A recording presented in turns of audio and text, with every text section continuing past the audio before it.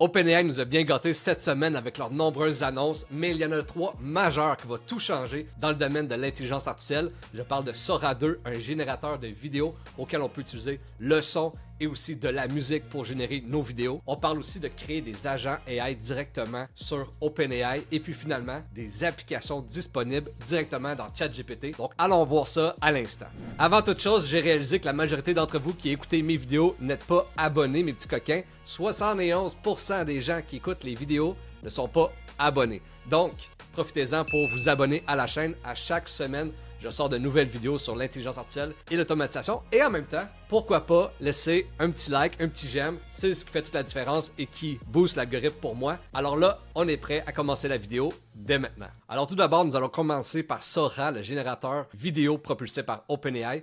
Et vous allez voir, la force de Sora, c'est réellement d'utiliser des visages de personnalités ou nos propres visages pour générer des vidéos. Et ici, dans leur vidéo de présentation, OpenAI a utilisé Sam Altman, le fondateur d'OpenAI, pour réaliser les vidéos. Alors, juste ici, dans la vidéo, on peut voir Sam Altman, le fondateur d'OpenAI, directement parler à la caméra, mais en réalité, c'est tout généré par l'intelligence artificielle.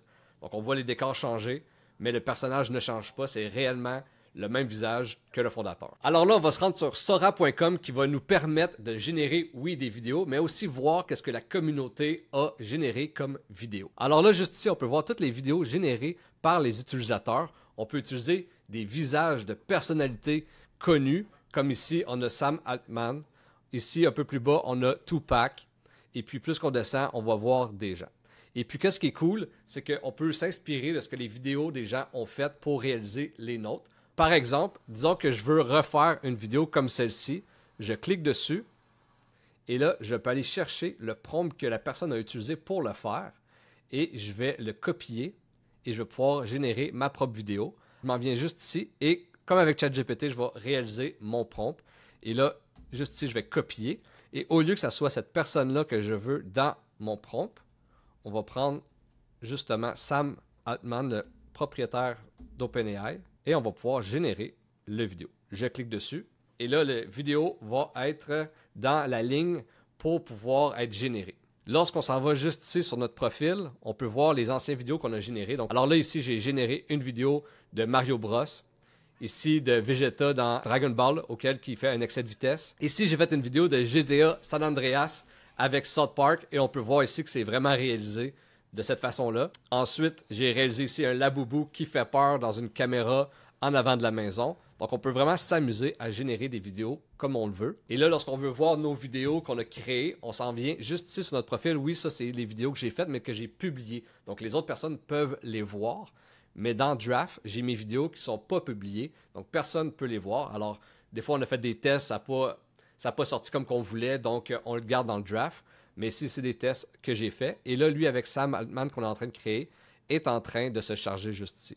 J'en avais fait un avec Sam Altman ici qui se fait arrêter par la police. Et là, on peut voir ici qu'il se fait arrêter par la police. On va attendre de voir lui qui va se réaliser. On peut voir l'attente juste ici. En attendant, on va voir les autres que j'ai créés. On a vu ici avec Bob l'éponge qui se fait arrêter. Donc, on peut vraiment y aller avec notre créativité, avec un simple prompt, on peut l'utiliser. En attendant que ça se charge, on va aller voir les autres personnes, qu'est-ce qu'ils ont créé dans la communauté, et on va pouvoir voir que le monde s'inspire de d'autres vidéos de d'autres mondes.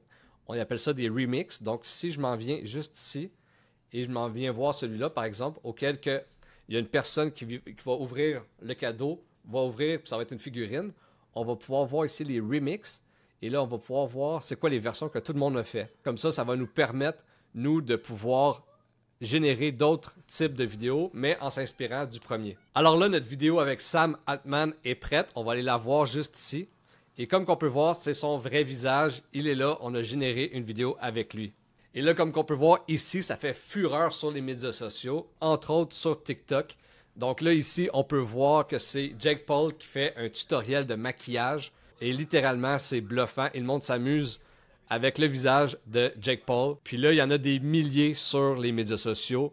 On a ici Jake Paul qui parle québécois. Donc, il y en a vraiment pour tous les goûts, que ce soit pour votre entreprise, que ce soit simplement pour faire de l'humour. Les gens sont très créatifs avec Sora 2. Et prochainement, je vais publier une nouvelle vidéo qui va vous montrer comment utiliser Sora avec l'API. Donc, on va pouvoir l'utiliser directement dans nos automatisations pour faire du contenu automatiquement infini auquel on va pouvoir réaliser des chaînes YouTube, des chaînes TikTok avec du contenu généré par l'intelligence artificielle.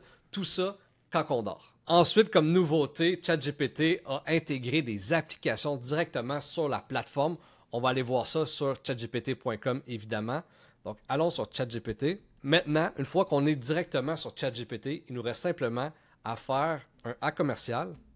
Et là, on va pouvoir prendre les applications qui sont intégrées. Donc là, on voit, c'est vraiment en mode bêta, donc on est vraiment dans les tout débuts. Mais on peut voir rapidement vers où que ChatGPT veut s'en aller. Donc on va avoir de plus en plus d'applications intégrées avec ChatGPT. Ils veulent vraiment prendre la place sur le web auquel, au lieu d'aller dans plusieurs sites web, on irait directement sur ChatGPT et toutes nos commandes se feraient à partir de là. On fait le premier exemple avec Booking.com. Je vais cliquer sur l'application Booking.com. Et là, je vais lui poser ma question. Alors là, j'ai demandé à Booking.com, peux-tu me trouver une chambre pour 2 adultes dans le Vieux-Québec pour maximum 350 $ la nuit le 10 octobre 2025. Je clique dessus et on va voir le résultat. Alors, on va voir qu'il va se connecter sur l'application. Donc là, on voit ici connexion à l'appli. Et là, il va faire directement une intégration avec Booking.com et il va faire la recherche pour moi de la chambre que j'aimerais avoir avec un maximum de 350 $ de budget la nuit. Donc là, ici, j'ai le Grand Hotel Times à Lévis à 244 $ la nuit. J'ai ici le N Hotel et j'ai Hôtel Loi des Neiges. Alors, j'ai 3 options que Booking.com directement dans ChatGPT m'a offert. Et là, je pourrais chatter avec ChatGPT comme ça pour pouvoir avoir d'autres informations ou directement aller sur Booking.com pour aller chercher ma chambre. Donc ça fait partie des applications intégrées présentement avec ChatGPT. Si on fait un autre essai avec Canva, toujours le A commercial, et là je m'en vais sur Canva, et là je vais lui dire, là je viens de lui demander, peux-tu créer une affiche simple pour un événement de mon entreprise Instafolateur auquel je vais parler d'intelligence artificielle. On clique dessus, et encore une fois, il va se connecter à l'application Canva, donc on va attendre quelques secondes, connexion à l'application, et là il va pouvoir générer des affiches pour moi. Évidemment, meilleur que ton prompt est, meilleur que l'affiche va être, puis il faut savoir aussi que c'est en mode bêta, donc selon mes tests, ce n'est pas des résultats à couper le souffle. Par contre, ça peut nous donner quand même une base pour pouvoir ensuite de ça le créer puis l'utiliser sur Canva. Donc là, on va attendre de voir ses créations. Alors là, il a créé 4 affiches et pour être honnête, c'est quand même très basic comme affiche. On voit ici, c'est pas la plus belle chose que j'ai vue de ma vie. Non plus tout ceux-là. Par contre, ça me permet peut-être d'avoir un premier tableau auquel que je vais pouvoir peinturer à ma façon. Alors, je vais pouvoir ici cliquer sur Ouvrir dans Canva et je vais pouvoir tout changer de la façon que j'aimerais, qui pourrait me ressembler un petit peu plus. Alors, on peut comprendre que c'est vraiment en version bêta, c'est pas ce qui va changer la game aujourd'hui. Par contre, si on est un peu visionnaire et on voit vers où que ça s'en va, on peut comprendre que s'il y a plusieurs applications comme ceux-ci qui sont intégrées directement dans ChatGPT, ça va changer la game amplement. On a en ce moment ces 5 options, dont Figma, Expedia pour réaliser des voyages, Coursera, Canva et Booking.com. Donc, vous avez simplement à cliquer sur le A commercial et ça va vous donner les applications. On peut croire qu'il va y avoir beaucoup plus d'applications en 2025-2026 qui vont s'ajouter à cette option. Et finalement, la nouveauté qui risque potentiellement de changer beaucoup de choses, c'est les agents AI qu'on va pouvoir builder directement sur OpenAI. Par contre, pour le moment, c'est une version bêta et elle se veut un petit peu moins user-friendly. Elle a été vendue pour que ça soit facile d'accès. Pourtant, c'est quand même difficile pour l'instant pour un novice. Donc, on va aller voir ça ensemble. Pour rentrer dans l'agent Builder, il faut aller directement sur notre plateforme d'OpenAI. Donc, faire attention, on s'en va sur openai.com et on se crée un compte. Donc, même si vous avez un compte avec ChatGPT, il faut vraiment se créer un compte avec OpenAI. Et ensuite, on va aller dans Dashboard, juste ici en haut à droite, et finalement dans Agent Builder. On va pouvoir se créer un projet. Donc là, on va créer un nouveau projet. Et là, si vous avez déjà fait des automatisations, vous comprenez un peu la logique. On a un déclencheur et on a notre première action qui est un agent AI. Par contre, cette fois-ci, on a un seul type de déclencheur et c'est la tâche qu'on va lui donner par écrit, un peu comme quand on écrit avec ChatGPT. Alors là, par exemple, si je veux demander quelque chose à mon agent, je vais aller dans Preview et là, je vais pouvoir chatter. Je vais pouvoir lui demander « Allô, comment ça va? Et là, je vais discuter avec mon agent AI. Il va regarder ce que moi je lui ai dit. Salut, ça va bien? Merci et toi, comment puis-je t'aider aujourd'hui? Alors là, je vais revenir en arrière. Je vais retourner ici. Et puis là, on va aller voir qu'est-ce que l'agent peut faire. Donc, l'agent, on peut premièrement l'appeler le nom qu'on veut. Donc, on pourrait l'appeler assistant Instinct Fondateur. Je vais lui donner les instructions, donc un prompt. Par exemple, tu es l'assistant d'Instinct Fondateur, réponds à toutes mes questions clients. Ensuite, je vais lui donner le modèle, donc quel modèle que je veux. Ici, c'est le bémol, c'est évidemment, c'est OpenAI qui l'a bâti, donc on va utiliser ChatGPT comme intelligence artificielle. On ne peut pas utiliser Claude, on ne peut pas utiliser Mistral, on ne peut pas utiliser d'autres intelligences artificielles que OpenAI. Donc là, on va choisir le modèle de ChatGPT que l'on veut. Ensuite, on va pouvoir lui donner des outils, donc des tools. Si je clique dessus, je peux lui donner des accès à une base de données. Je peux lui donner des accès aux recherches sur le web, à du code, etc. Et puis, les serveurs MCP qui vont nous permettre de connecter des applications. Donc, auparavant, avec exemple Make, N8N ou Zapier, on peut utiliser les API pour des tâches spécifiques. Par contre, ici, on peut seulement connecter des applications qui ont des serveurs MCP. On ne fera pas la programmation des serveurs MCP aujourd'hui parce que, comme je l'ai mentionné, ce n'est pas tellement user-friendly comparativement à N8N ou Make. Donc, on va l'utiliser une autre fois. Là, je vais faire une vidéo complète sur comment connecter vos serveurs MCP avec notre agent AI. Par contre, on va quand même pouvoir lui donner des outils, dont les fichiers juste ici. Donc là, on pourrait lui déposer des fichiers sur notre entreprise. Comme là, par exemple, si c'est un assistant qui répond à toutes les questions de mes clients, je pourrais donner une base de données de questions avec des réponses fréquentes de mes clients.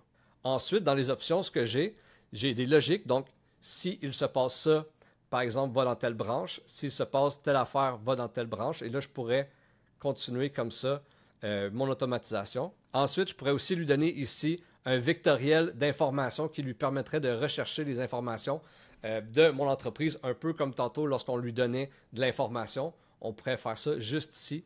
On peut faire l'arrêt de notre automatisation, c'est-à-dire que si la personne était répondue à sa question, par exemple, l'agent AI va terminer la discussion au lieu de la continuer à l'infini. Et puis, je peux me mettre des notes juste ici. Et là, je vais pouvoir me mettre des notes pour la prochaine fois que je réalise mon automatisation. Donc, c'est intéressant, mais encore une fois, on est en mode bêta. Est-ce que ça va changer la game de nos automatisations qu'on connaît avec N8N, Make et Zapier? Alors qu'on se parle, non. Par contre, je vais faire d'autres vidéos plus approfondies auxquelles on va voir vraiment ce qu'on peut faire avec les serveurs MCP, connecter notre agenda, connecter notre courriel. Et évidemment, il va y avoir de plus en plus de logiciels qui vont utiliser les serveurs MCP auxquels on va pouvoir utiliser avec notre agent AI. Aussi, une nouveauté, toujours en mode bêta, c'est qu'on va pouvoir aussi avoir des outputs, oui, en texte, en JSON qui se trouve être du code, ou en widget. Donc ça, c'est vraiment la nouveauté des widgets.